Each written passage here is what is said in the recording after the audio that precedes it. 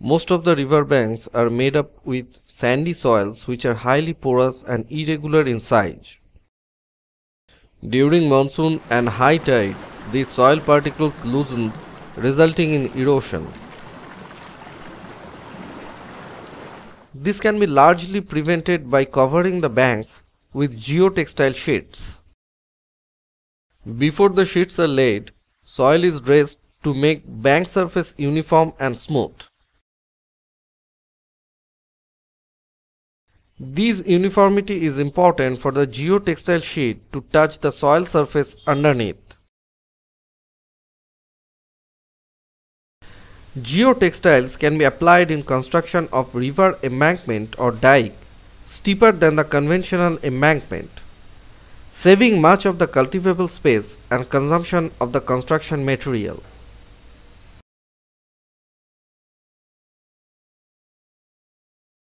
Horizontal entrenchments are dug on both sides of the river bank.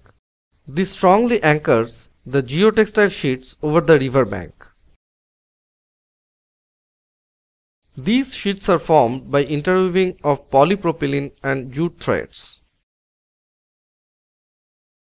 The river banks are wide and do need a couple of sheets to be stitched together to cover its large surface area. Polyester or polypropylene threads are used. The large geotextile sheet is now placed to cover the surface of the river bank. It passes through the entrenchment. Long sandbags are now placed in the entrenchment instead of common single sandbags. The long bag sits heavily and does not get displaced during the flash flood or high tide. Sometimes nets made up of coconut fibers are placed over the geotextiles for better silt deposition at their groups, as well as reducing the topsoil erosion. This is followed by placing a number of bamboo sticks to make the geotextile sheets firmly adhere to the soil surface without any air gap, fold or crease.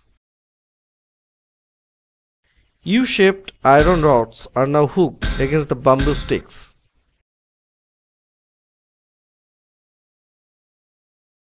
Sandbag tubes are now placed vertically over the banks at intervals. This further anchors the geotextile sheets placed below.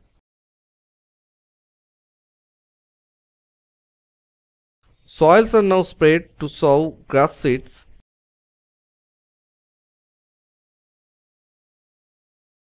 After a few months, grass seedlings are seen on the river embankment.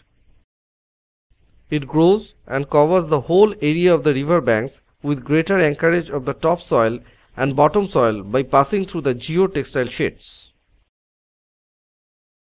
This shows two areas of river embankments, one treated with geotextile sheets, grass mat coverage, and the other with none.